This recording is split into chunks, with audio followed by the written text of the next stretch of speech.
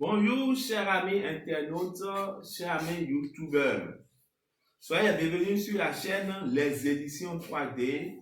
Merci de vous abonner, de liker la vidéo et de nous laisser un petit commentaire. Aujourd'hui, nous allons parler de quelques questions qui viennent souvent pour des écrivains en herbe ou bien pour des jeunes nouveaux écrivains comme vous et moi.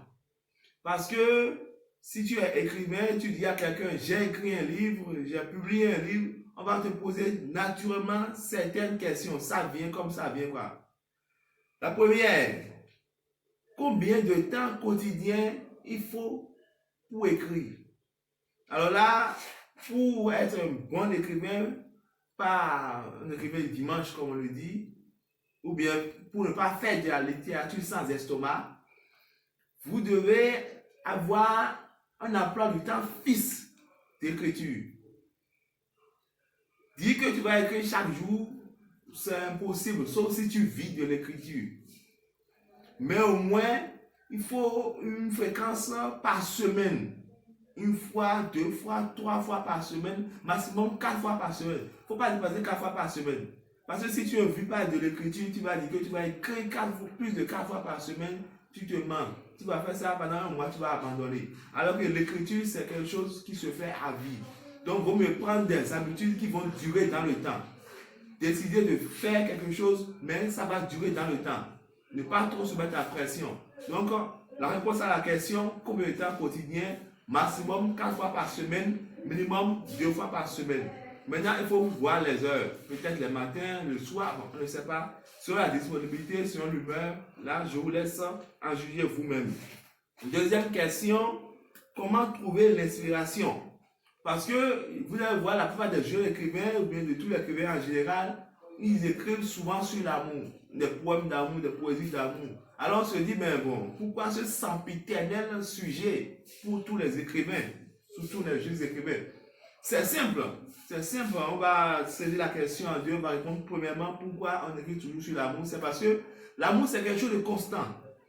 Tu prends la vie de l'écrivain ou bien de l'être humain, de 16 ans à 70 ans, il est dans l'amour, il vit de l'amour, il parle de l'amour. Ouais. Donc c'est constant, ce qui fait qu'on a le temps d'écrire sur ça, on a le temps de développer beaucoup d'idées, beaucoup d'aspects de l'amour. Alors que quand tu prends un autre sujet pour écrire sur ça, par exemple la mort, ou bien bon, une intrigue, ou bien quelque chose, tu vas voir, ça va passer. Ou bien certains jours, certaines semaines de ta vie, tu ne vas même pas penser à ça. Ce qui fait qu'on perd le fil de ces idées. Alors que l'amour, c'est quelque chose qui est constant. Tu es toujours dans ça. Donc, ce qui fait que c'est facile pour les écrivains d'écrire sur l'amour plus que sur les autres sujets. Mais en tant qu'écrivain accompli, tu dois savoir que l'amour, c'est un début. Donc, tu écris sur l'amour, bon, un livre, 2 livres, ça va. Il faut passer à autre chose.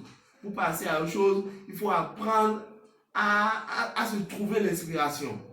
Tu es quelque part, tu as pensé à peut-être une fleur. Demain, tu viens à ce même endroit, tu vas penser à la fleur va se transformer en amour.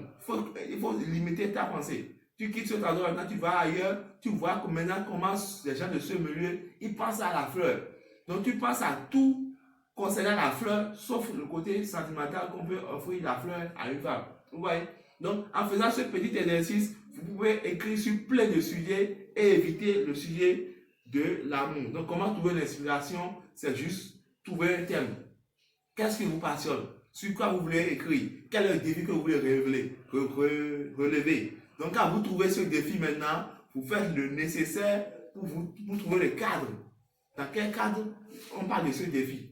Où est l'endroit où les gens s'adonnent à ça, s'attellent à ça? La question suivante, il faut combien de temps pour finir un livre? Ou bien souvent quand tu es écrivain, on te voit, tu sors un bouquin comme ça que tu as publié, on te dit, mais depuis quand tu as commencé par écrire ça? Et là, vous allez vous étonner, mais sachez que on ne finit jamais d'écrire un livre. De la même manière, il n'y a pas un temps pour commencer.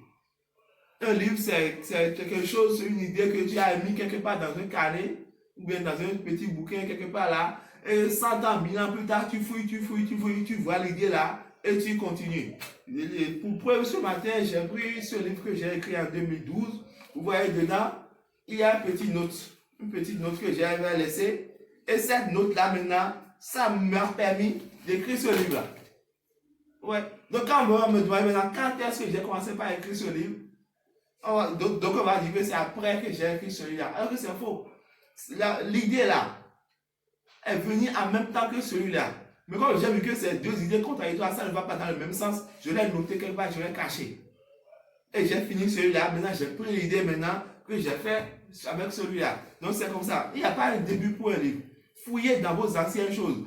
Cahier du cours primaire, CICP, il y a une idée que vous avez mis quelque part. Vous prenez cette idée-là maintenant, vous le développez, ça devient un livre. Quand vous vous atteignez le nombre de pages que vous voulez, vous allez vous arrêter. Si vous voulez écrire un roman, vous continuez. Donc, pour écrire un livre, il n'y a pas de début, il n'y a pas de fin. C'est selon ton ambition. Selon le genre que tu le fais. Poésie, roman, essai et autres. C'est là qui te limite. Donc, qu'est-ce qui donne envie d'écrire? Qu'est-ce qui donne envie de devenir écrivain? À cette question, c'est relatif. C'est relatif parce que, d'une certaine façon, Dieu a fait que tout homme est écrivain. Tout homme, que tu le veux ou pas, tu es écrivain. Maintenant, est-ce que tu seras un écrivain accompli ou pas? Là, la question revient, on va faire une autre vidéo sur ça. Comment devenir un écrivain accompli? On appelle ça un code barre. Donc, si tu as un code barre à ton nom, enregistré au ministère, tu es un écrivain accompli. Tant que tu n'as pas un code barre, tu n'es pas un écrivain accompli. Donc, qu'est-ce qui donne envie d'écrire? C'est quand tu prends conscience que tu es écrivain, que tout le monde est écrivain. Tout le monde est écrivain, tout le monde écrit quelque part, tout le monde a quelque chose qu'il a écrit. Quand la personne prend conscience de ce fait, il va prendre ce petit truc qu'il a écrit là, il va développer et devenir écrivain. Mais s'il n'a pas conscience de ça, bon, il va le laisser, quelqu'un va tomber sur ça, et là on va dire qu'il a plagié mon idée. Non, il n'a pas plagié ton idée, c'est juste que tu étais là dormi.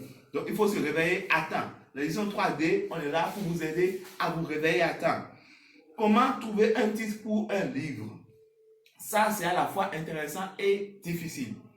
Parfois, pour d'autres livres, c'est quand tu trouves le titre que c'est facile d'écrire. D'autres, là, c'est quand tu finis d'écrire totalement que tu trouves le titre.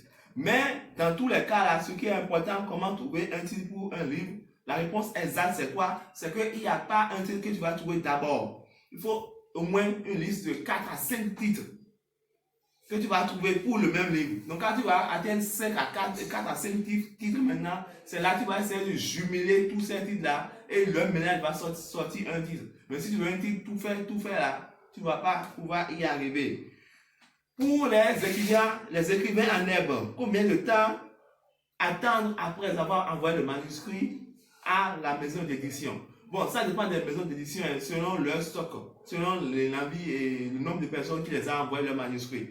Aux éditions 3D, c'est à peine 3 semaines à 1 mois. Quand tu envoies ton manuscrit, parce qu'on est partout dans tous les pays, on a des consultants partout. Donc, même si tu es au Bénin, tu envoies ton livre au Bénin, c'est peut-être un consultant de la Guinée ou bien de la Turquie qui va lire et corriger. Ce qui fait qu'on a cet avantage-là et le délai temps, le facteur temps ne nous gêne pas. Facteur argent aussi, ça ne nous gêne pas. On a trouvé une formule pour lutter contre ça. Si vous avez aimé les vidéos, vous avez des questions, il faut les laisser en commentaire et nous sommes à votre disposition